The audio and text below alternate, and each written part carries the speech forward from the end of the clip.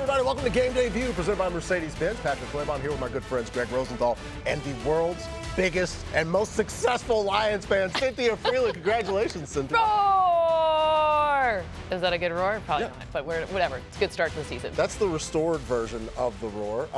One of us finished the season really well last year, and that was this man, Greg Rosenthal. Let's go.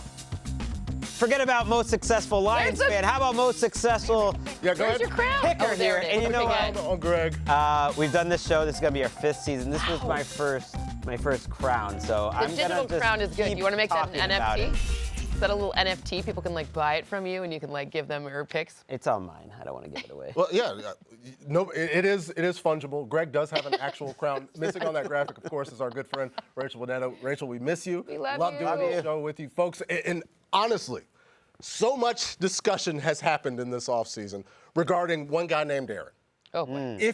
In case you're just starting football just now, Aaron Rodgers is now a Jet, 4-time MVP, made his way to Gotham this offseason. Expectations higher than ever.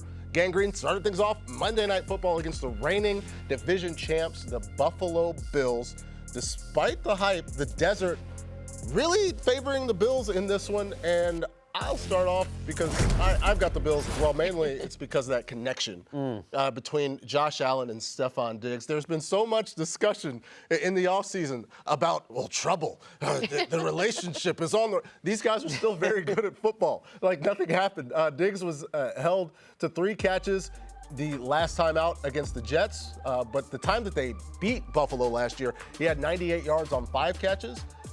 There's so much that goes in to how you develop an offense against a really good defense, but it's going to take time for Aaron and company and Nate Hackett to figure things out. I've got the Bills squeezing by in this one, 26-25. I saw the Bills up close and personal this preseason. I can tell you, it's just it's a brag. I'm not humble about it. I was with the Bills, baby. But look, I'm telling you, Stephon Diggs and Josh Allen, they're just fine. They're like all of us, we had our vacations, now we come back and we're family. That's how it works. And I, too, am taking the Bills in this matchup. I have a 3-point win, 24-21 in this matchup.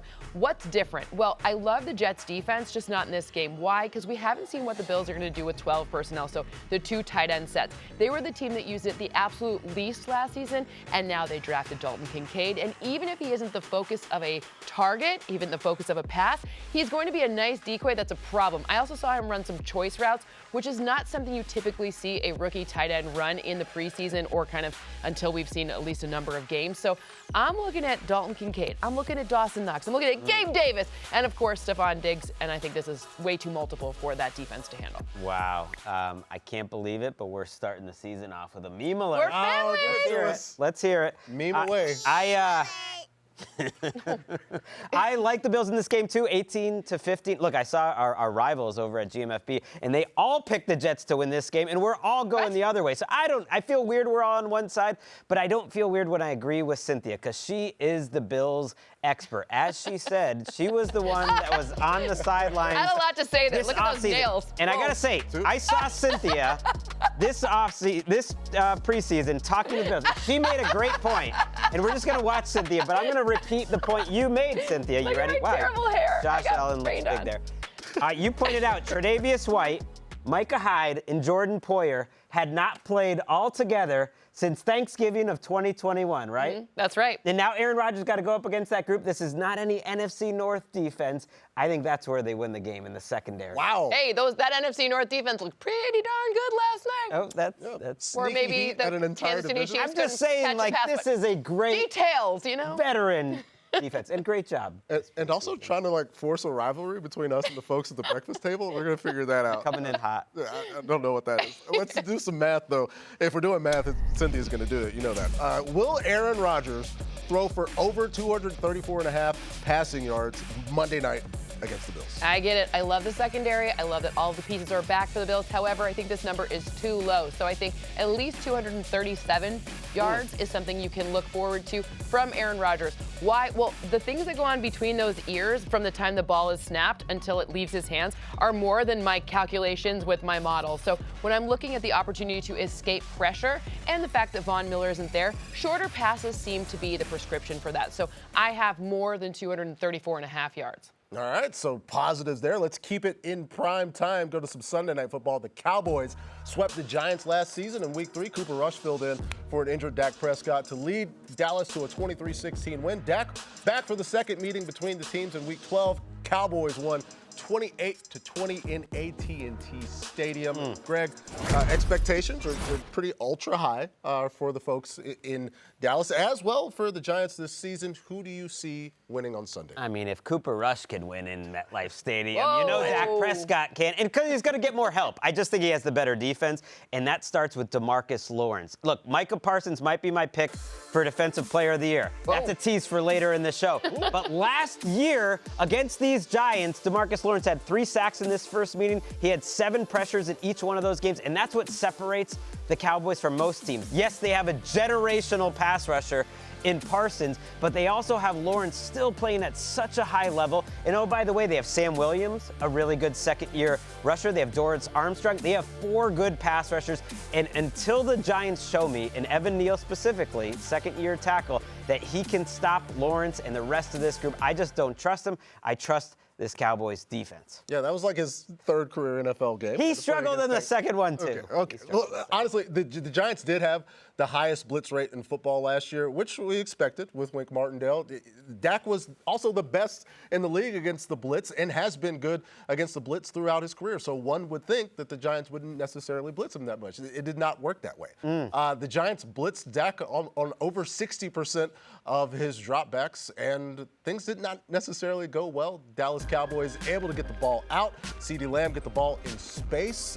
He's average, if you want to talk fantasy, CeeDee Lamb averaging almost 20 points a fantasy game in those 2 games against the Giants. I think CeeDee's able to get off the press. Dallas is able to get guys open. Dak's able to complete some passes. The Cowboys win it 31-24, Cynthia. Please turn us on extra loud in LaGuardia or any airport in New York, because I'm about to take the Giants here. I have the upset. Whoa! Yeah, 24-23. Oh, it's a prime number. Servers linking up. I don't know what those noises are, but I had to add to them. It's like a modem. I am not old. It is not like a modem. I don't know what a modem is. I don't even know if any of us know what a modem. Anyways, look, the defensive additions in the very last minutes of the preseason are going to make a huge difference. Isaiah Simmons, who comes over from the Cardinals, and Boogie Basham, who I saw with the Jets. This team knows how to blitz. We understand that. But they know how to bring pressure. Maybe they won't blitz Dak as much. I don't know. Hopefully that strategy will change. Sometimes you just kind of are who you are. But Isaiah Simmons is really multiple. And that defensive back unit is going to be a lot better because Simmons can do just a lot of things really, really well. It's a very fun piece for Wink. I think a happy Wink means a Wink that has a really good opportunity to figure out, hey, Mike McCarthy, you want to make it boring? Ha ha ha. I will assuage your boring play calling. I'm shook. I am shooketh. When the computer spits out an upset this big. Yeah, let's get it. And it's also something to be excited about because we wanted to see Isaiah Simmons coming out of Clemson. Never got quite the opportunity. He played every position. He played like 7 different positions. Come on. So maybe come on, Isaiah Simmons. Maybe this is it. We got more games coming up, folks. But if you want more NFL action this season, NFL Plus brings you live games on mobile, NFL Red Zone, us on NFL Network, game replays, so much more. It's all in one place. Sign up today at plus.nfl.com. Terms and conditions apply. Still to come, the Eagles came up just short in Super Bowl 57. Are Jalen and the Birds ready to bounce back with vengeance this season? We're talking Eagles against Greg's Patriots. Next. This is bad memories.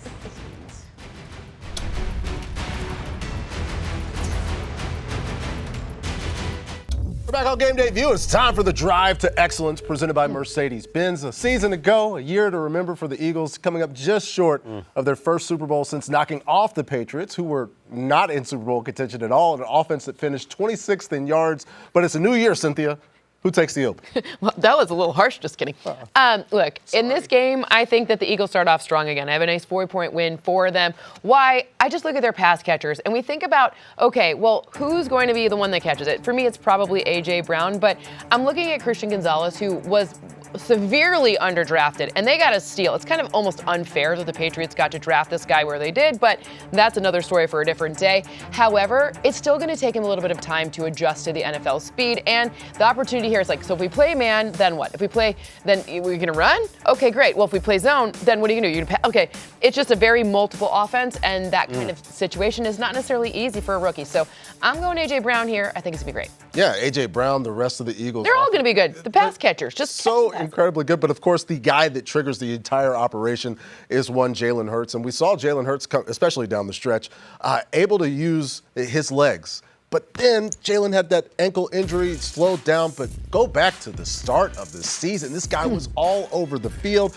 especially in the run game. And then you look back at the Patriots' schedule last year. We saw Lamar Jackson have 4 passing touchdowns, 1 rushing touchdown. Josh Allen had 3 touchdowns in a game. Justin Fields had 2 touchdowns in a game. The Patriots' defense had so much success against guys that could not move. But when the guy could move in the pocket, could get out in space, it caused a lot of issues. I've got the Birds winning this one on the road, a close one, 27-26. High-scoring game. A historical thing for Belichick defenses. They struggle because the athletic quarterbacks break all the rules. He has these rules that work well, and that's partly why I have the Eagles winning this game 24-21. What? Traitor. But I am threading the needle here. So if you're new to the program, you know the Eagles are favored by 4. But I'm picking the Patriots to only lose by 3. And it's because of McCorkle. Jones, I'm not doing it. We don't know how do you thread the needle? Something like that. Remember McCorkle Jones back in 2021s? That's Mac.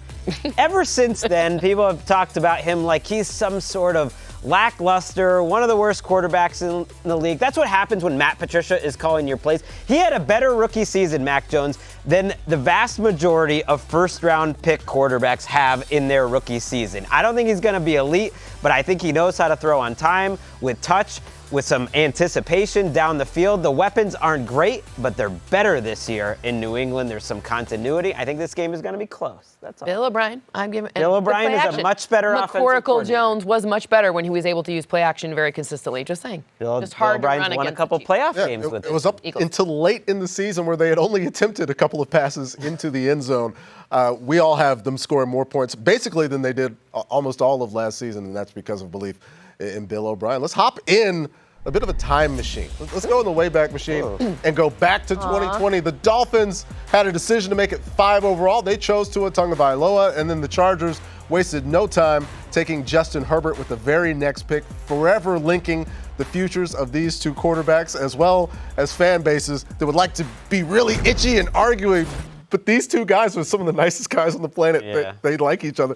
They split their 2 career matchups, so we're getting our tiebreaker on Sunday, and we'll finally know who's better because only one of these guys can be good, right, Cynthia?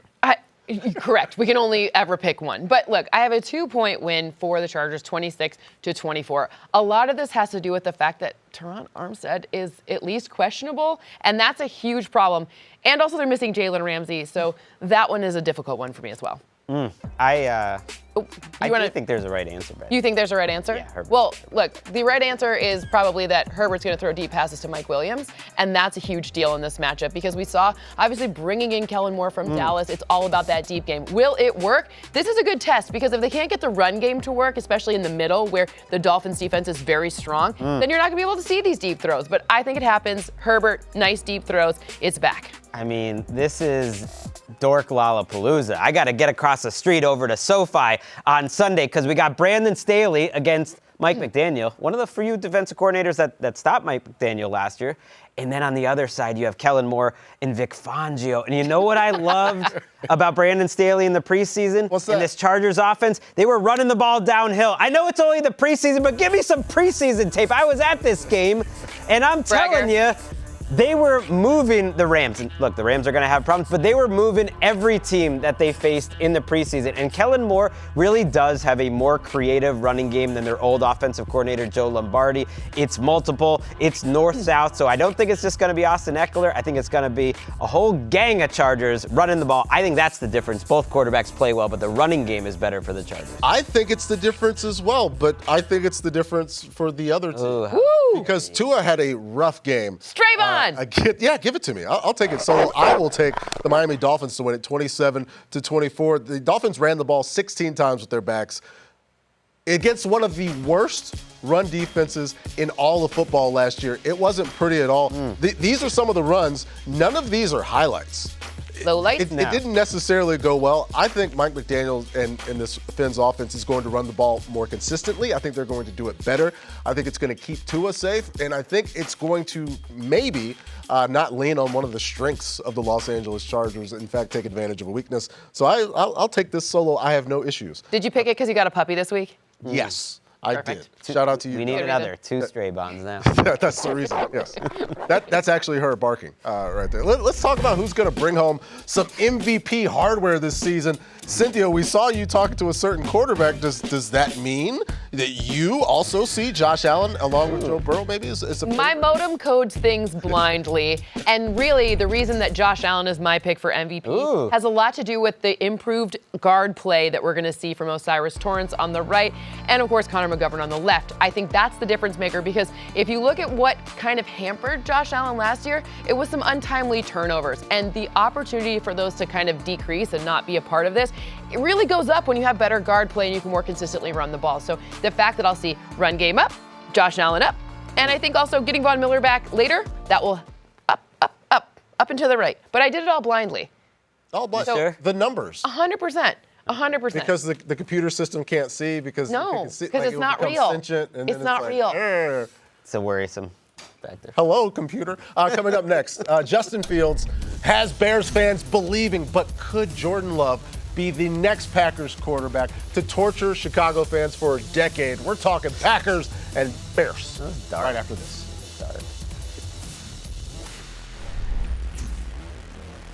More stats? Just ask Siri.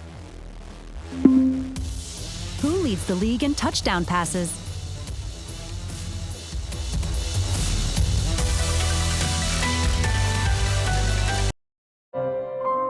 With the 26th pick, the Green Bay Packers select Jordan Love, quarterback. Did that really happen? Talk about succession. He's got a great future, but he's got to sit around. I can learn a lot from Aaron Rodgers. That's one of the GOATs. Aaron Rodgers has done it again! Is it time to step away? Is it time for another voice to be leading this team? My intention was to play for the New York Jets. So it is 2008 all over again. There was a great one behind me in Green Bay who's got an opportunity now. The Packers might have another decade-plus starter here with Jordan Love. It's been cool to see him get more comfortable being the guy. The past 3 years, it's been a lot of learning, waiting for that opportunity to get on the field, and I'm the man now.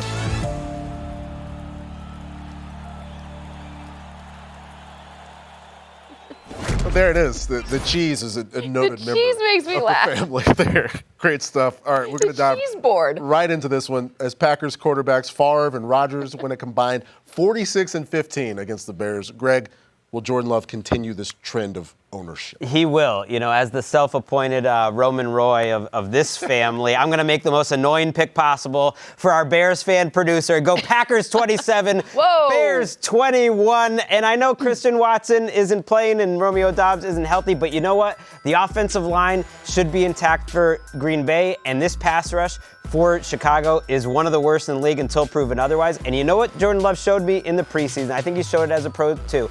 He passes the basic test for NFL quarterbacks. If he's protected. Lofty praise. No, I'm saying if he's protected, he's going to deliver. He's going to have some big-time plays and some misses, but if he's going to be protected, he's going to deliver. And I'm not saying he's going to torture Bears fans for 10 years, but how about something in the middle? How about he's just a pretty good quarterback on a better roster than the Bears, and I think that's what the Packers have. You have a 6-point win. That's bananas. I feel good. That Bears defense. I can't believe you said, I thought you were going to say, he passes the test, he passes the ball. No. Look, I'm not crazy, and I'm also not going to make our producer mad because I have the Bears winning this one. I don't think it's the highest scoring game, 23-21 in this matchup, but I do think that we're going to see one Justin Fields pass the ball a lot more this season. Luke gets the offense. We get it. We've talked all about offensive coordinators. I'm ready for the real football. But the acquisition of DJ Moore in the trade so that the Carolina Panthers could get the #1 overall pick. I don't know if that's like the value of this is really, I guess in fantasy, people have been really drafting DJ Moore high enough, but in general, he's really worth a lot to this team. It's just a little bit of space, like not just the space when he's the subject of the pass, but also the fact that Justin Fields can now run maybe 4 or 5 more steps, which means 4 or 5 more yards, which is a really big deal for this offense as a whole. Yeah, I'm with you, Cynthia. I have the Bears winning this one as well, 26-24, mainly because I wanted to ask myself, where was the biggest spot of improvement on both of these rosters? The Chicago Bears, of course, as Cynthia mentioned, go and pick up DJ Moore. Over on the Packers side, there's a significant loss that we have addressed multiple times on the show. But one thing when you do add a DJ Moore is you bump down everybody else in terms of position. You don't necessarily put guys in positions that they shouldn't necessarily be. And it takes me back to a year ago where you're watching Justin Fields. He only had 5 incompletions this game. You see Jair Alexander pick him off, and you're like, oh, what's going on? It's a bad pass. Watch this route by Equanimeous St. Brown.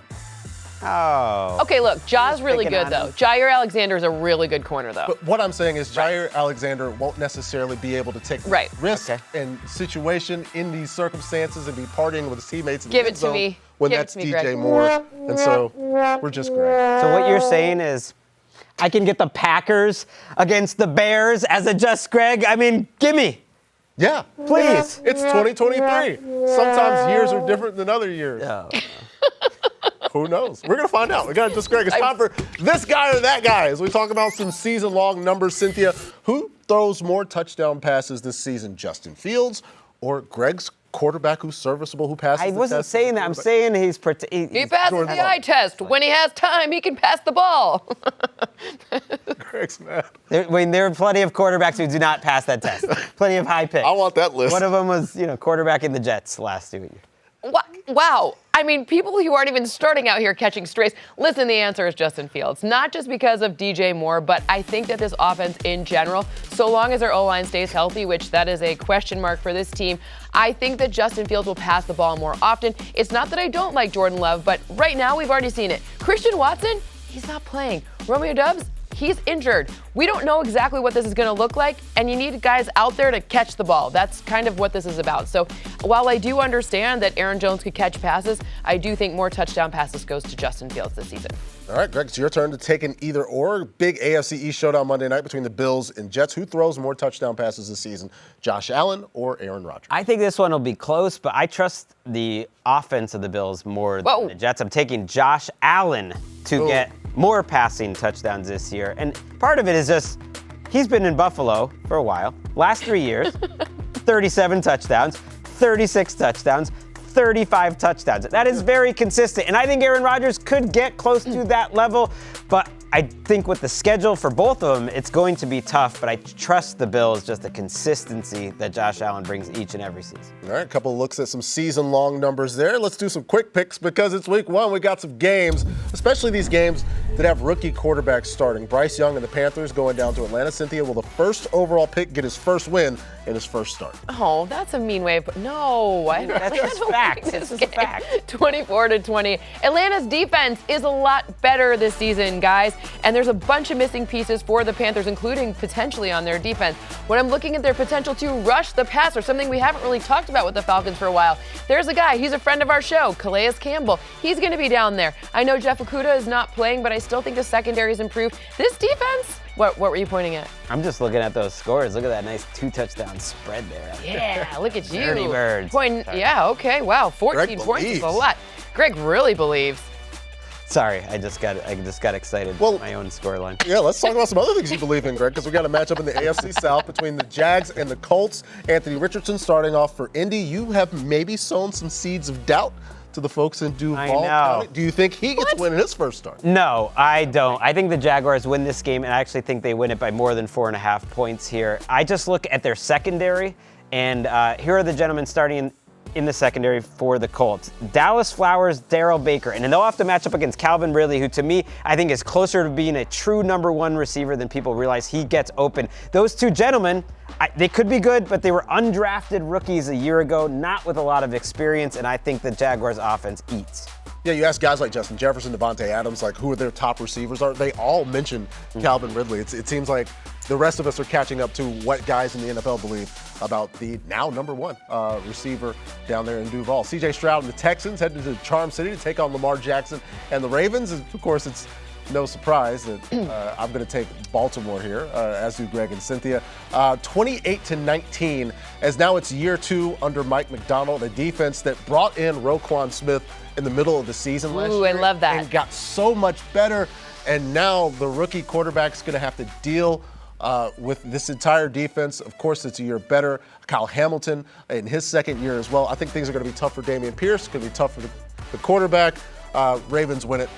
It's a meme alert there as well. Those are our quick picks, but there's some long-term picks that we're going to make now. And everyone else will have to wait. Let's look at the odds for the Offensive Rookie of the Year. Bijan Robinson, they're at plus 300. Bryce Young at 450. Anthony Richardson, Jahmyr Gibbs, plus 100. And then the long shot's going to be C.J. Stroud. The last two Offensive Rookie of the Year awards went to wideouts, Garrett Wilson and Jamar Chase.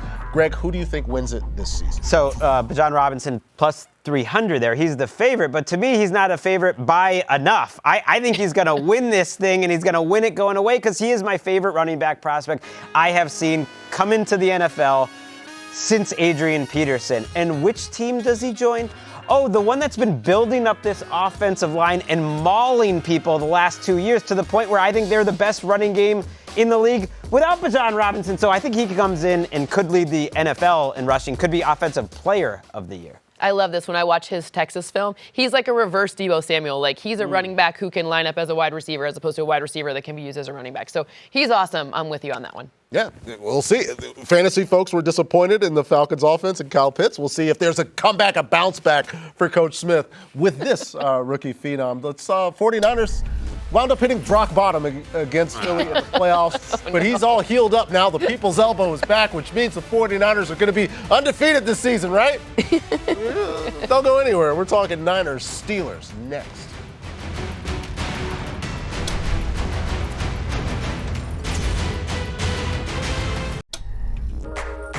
Mr. Irrelevant 2022, Brock Purdy. Brock Purdy, his first NFL start. Down and Purdy, baby, let's go. Touchdown!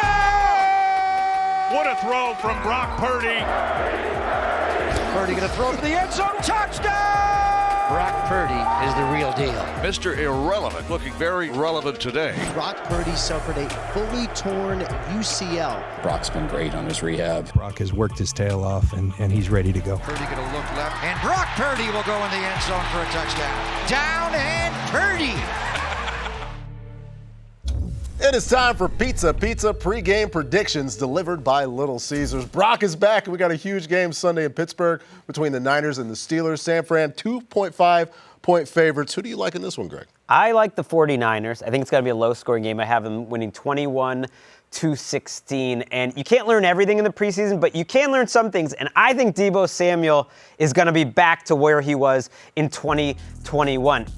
Sometimes you just see it, and you can see that the burst, the body's back. He's talked about it, that he showed up to camp a little out of shape last year, didn't quite have the explosion, and everything that you read from people I trust and then the eye test in the preseason means he's going to be back. And oh, by the way, like, you have another number one receiver across from you in Brandon Ayuk. Just because Deebo is back to being his old self doesn't mean Ayuk is any worse, and those guys are just impossible to cover, so I think they take this one. I have a much closer game. I have the Niners winning 22-21. When you pick a close one, you get to talk about the other team if you want to. And I'm going to choose to talk about the defense for the Steelers. Minkah Fitzpatrick. Let me just tell you how impactful this guy is.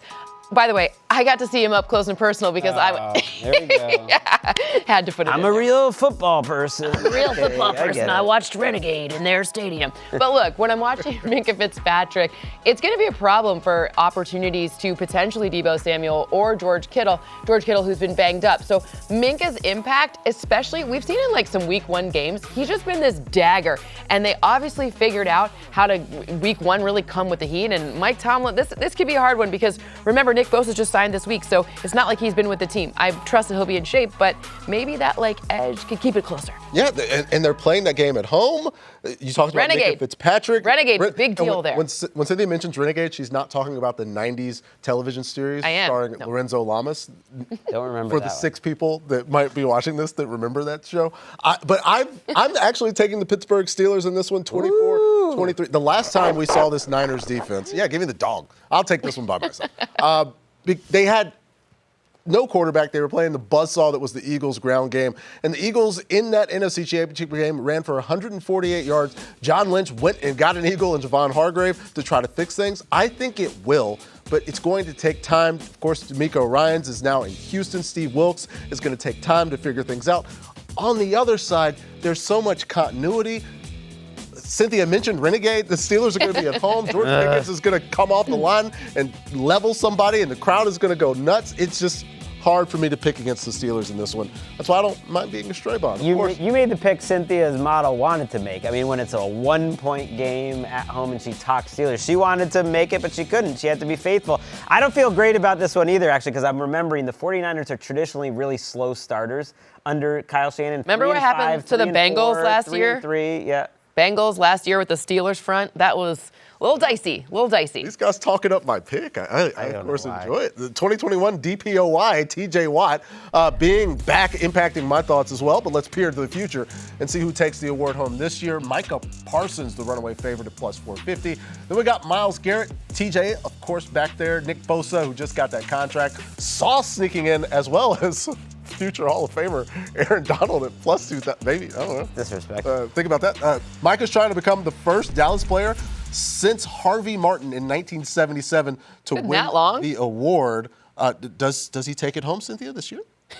No. I really like Micah Parsons a lot, but my model chose Myles Garrett. Why? Because this guy is a game wrecker and has been. If you look at the kind of burst he gets, which is the speed he can get to in the first 3 yards traveled, that's not 3 yards past the line of scrimmage, just 3 yards his body goes. Nobody is more of a train. Literally, he brings the velocity more often than any other player over the past 3 seasons. Now, you add in a Jim Schwartz-led defense, you add in Zadarius Smith, you add in Juan Thornhill, and oh my goodness, those sacks are going to be more impactful and a bigger problem. Look at that dance.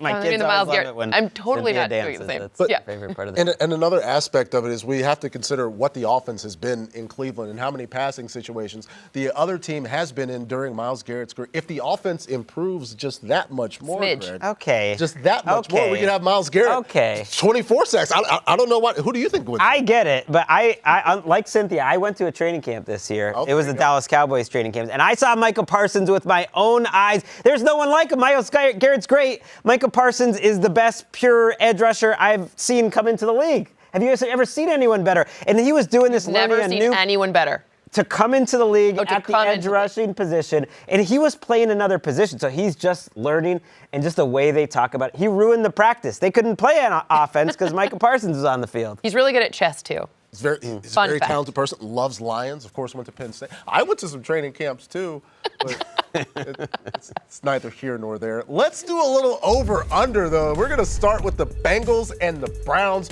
Over-under is at 47.5. What am They're back. I like points. I like points in this one. I'm taking the over. Greg, what you got? I am also taking the over here. No, I'm not. I'm taking the under. I forgot on this one. Look, week 1, Joe Burrow hasn't played a lot. We can do red for under. You could work either way. Joe Burrow last year came off the appendectomy, didn't look right week 1. I just think this Browns defense, which Cynthia just spoke glowingly of, is going to be better than people think. And this Bengals defense really has a lot of continuity, so I think a low-scoring game. Oh, well, I think this one's an over for me for 2 reasons. One, there are 2 new safeties that are being in the fold here. Like Jesse Bates and Von Bell are both departed. So it's going to take a minute for that defense to come together, which means obviously you're going to see Amari Cooper, who quietly had a really good season, have another. I mean, last time he played there, 131 yards. So I just think this one over. I do think the Bengals win, but I think more points. All right, 2 overs and 1 under. Moving on, we got Baker Mayfield versus Kirk Cousins in Minneapolis. The number there is 46, and I know people might consider, well, you know, I don't know about Baker Mayfield and Kirk Cousins. Yeah, I liked him in the documentary, but what? No. It's strictly because people aren't necessarily expecting points. But what happens when Baker starts throwing YOLO balls to Mike Evans, who desperately wants to get either a contract or find a new spot? And then over on the other side with the Bucs throwing, it's time for Kirk Cousins to make some money as well. I think there's points in this one. I do as well. But only for the Vikings. I'm going under overall. 27-17 is my score. I just wanted to say the Vikings are going to be much better on defense this year because of Brian Flores. I think he's the perfect coach to coach up maybe a talent-poor group and send a lot of blitzes at Baker Mayfield, who struggles with pressure. Cynthia. Well, you know what happens? You know what happens when you have pressure? You typically throw it. And Baker Mayfield likes to throw to running backs. In fact, when he was on the Browns, he was a top 10 quarterback in terms of targeting his running backs. I have more. And mostly because I think Justin Jefferson is really hard to stop. So those potential field goals turn into touchdowns. So more for me, and I'm with you that it's primarily due to the Vikings. Okay, we go from one of the top paid guys to a guy who was the #1 overall pick to a quarterback matchup you need. The Cardinals Commanders, Josh Dobbs against Sam Howell. And you may think at 38.5, considering things that I would take the under, I'm not. I think we're going to get points in this one. I do think the Commanders will score most of those points, perhaps including a little bit of defensive scoring as well, considering just how little we know about the offense in Arizona. Drew Petzking calling plays. Now Josh Dobbs, we didn't know if it was going to be Clayton Tune. Maybe we see Clayton Tune in this one, but I still think I would get the over because I believe in Eric Bieniemy. I believe in Sam Howell as well. 27-17, same score as my last one. Let's go more. I think Sam Howell's going to be fun to watch. Terry McLaurin is back for this game. I think Washington, Eric Bieniemy deserved this job, and they looked a little frisky in the preseason. The Commandos are going to be an entertaining team for the first time in a long time. This is the one where I look at my model and I'm like, really? How's that going to keep up on the Arizona side? Because I think one of the strengths of this Washington team is their run game. So run games typically eat up clock. So this isn't no Oklahoma situation scoring 79 points, but I guess I have more, and I go with the computer, even when it's confusing. Yeah. The finger says it's going down, but the finger's pointing up. I wanted to do that just because I think it's funny. It's going down. Do it, Patrick. Yeah, I'm yelling timber. Shout out to Pitbull. Shout out to Kesher. Shout out to all of you. Up next, we got an AFC West showdown in Denver. It's Russ versus Jimmy G. Who's got the edge? We're going to break it down next on NFL Game Day View, presented by Mercedes-Benz.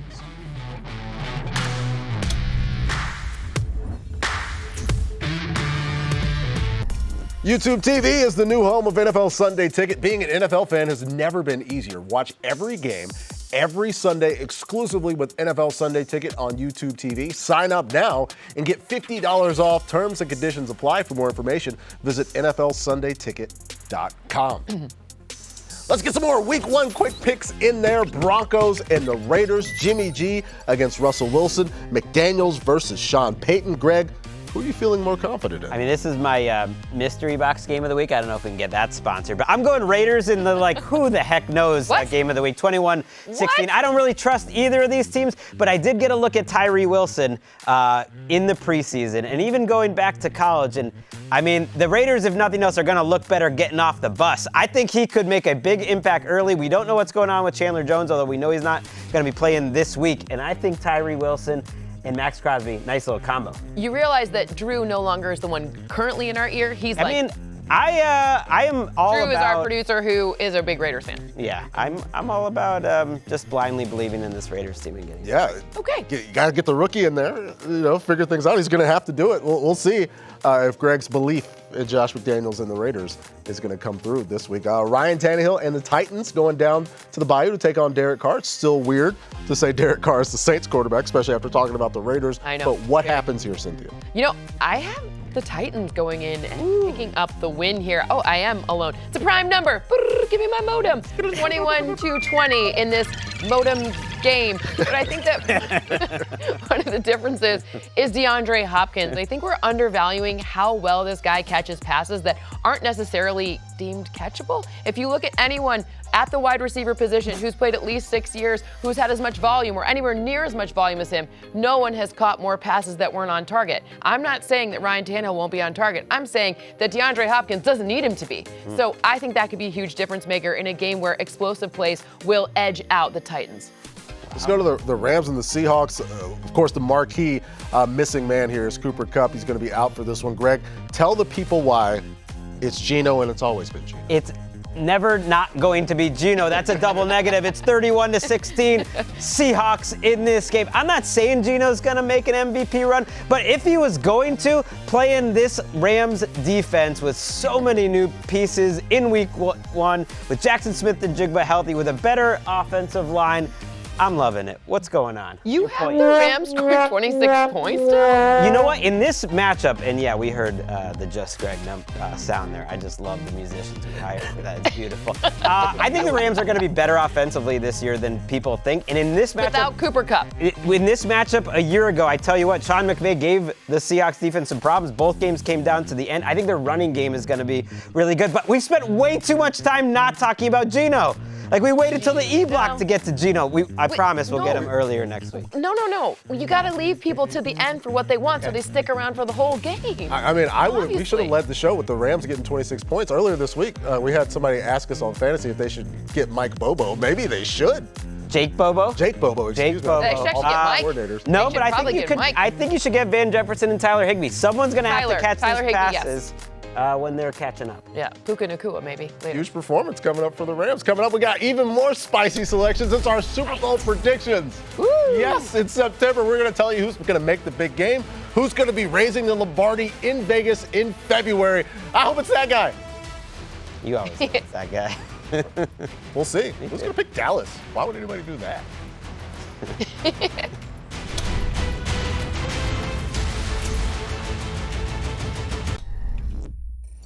Get your game day started Sunday at 9 a.m. Eastern with NFL Game Day Morning. Oh, yeah, the Saints go marching in. It's the team of the 70s versus the team of the 80s when the Steelers host the 49ers. Before these storied franchises face off, Mooch goes one-on-one with Pittsburgh's current QB, Kenny Pickett. And Aaron Rodgers' Broadway debut is almost here. Will he take the Jets to new heights or crash land on the biggest stage? As for Rodgers' successor in Green Bay, the Jordan Love era gets underway in bulk Sunday in Chicago. Kurt Warner explains if the Packers have found another long-term answer at the most important position. All that and much more Sunday at 9 a.m. Eastern. Can't wait for Game Day Morning featuring Cynthia Freeland coming up on Sunday. Folks, coming up forever from now, Super Bowl. These are the matchup odds right now. Of course, a rematch is favored, and then you slide last year's losers in the NFC Championship games in there. Also, Bills, Eagles at plus 2,600, 2,900 for the Bills, Niners, and then the Bengals and the Eagles rounding the favorites out at plus 3,000. So it's time for Write This Down, and we're going to dish out our predictions for Super Bowl 57. Greg, you picked the game last year. I got it right up until the very end when the Eagles broke my heart and lost that game. But I have them going back. I gotta bring it back. Eagles win the Super Bowl this time. The prediction will be right, and they're gonna beat the Chargers because the only thing that the Chargers fans could go through that could be any more painful than what happens every year is to make it all the way there and then lose to the Eagles. But let's watch some Jalen Hurts because he had one of the best Super Bowl performances of all time. Doesn't matter if it's a winner of the game, the loser of the game. He is ready to take the next step, and I actually think they could be better on defense this year. So I think the Chargers are a really complete team. They make it all the way there and lose. I just want the Sirianni crying during the anthem again. That was beautiful. Drops. Who you got, Cynthia? Well, I have the Bills defeating the Seahawks. It's Geno. I kept quiet because I didn't want to give it away, but I have Geno making it to the big game. Interesting. Amazing. Yeah. They wrote me off. I think we were a year too early with the Bills. My model agrees. I think if they can stay healthy, obviously every team, that is the caveat. But this team is even better than last year's Bills team. I love it when the model gets Bills, spicy. Seahawks. I actually have two different teams as well. None of us picked the Kansas City Chiefs. I am going with the Baltimore Ravens, knocking off the Dallas Cowboys, a couple of teams that have had some trouble having success in the playoffs. And then I don't necessarily think it's all because of Todd Monken. I think maybe a little addition by subtraction. We've seen how things have gone for Mike McDaniel since Wink went to New York. I think it's going to take time, but the Ravens offense will be better. I trust John Harbaugh to make the right decisions here. I think he's made it, and I think the Ravens get to the game. And I think Dallas gets there, and much like Greg said with the Chargers, it's continuing disappointment, but at least you're playing in the Mike McDonald gets a different head coaching job next year. Sorry, I think he's going to do such a good job. I want Lamar Jackson for 2 weeks. Lamar's my comeback player of the year. Beautiful thing. All right, speaking of coming back, thanks for coming back with us on Game Day View. Let us know before the games what you think are going to get wrong. We'll see you next week.